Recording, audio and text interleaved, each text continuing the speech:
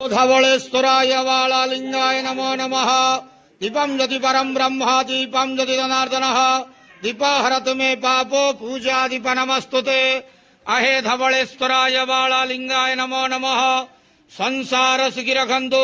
आज शुभ रविवार रे समस्त श्रद्धालु भक्त मानक श्रीपद करंतु मनस्कामना पूर्ण करंतु कर्म क्षेत्रोन्नति करंतु ग्रहरिष्ट खंडन करंतु जगतर मंगल करंतु विश्वर कल्याण करंतु आपण नाम विख्यात करंतु सेवकर डाक श्रवण करंतु समस्त गुआवसा भक्त मानकर मनस्कामना पूर्ण करंतु जो जो भक्त माने आपण पाखरे मानसिक रखिछंती तांका मानसिक पूर्ण करंतु।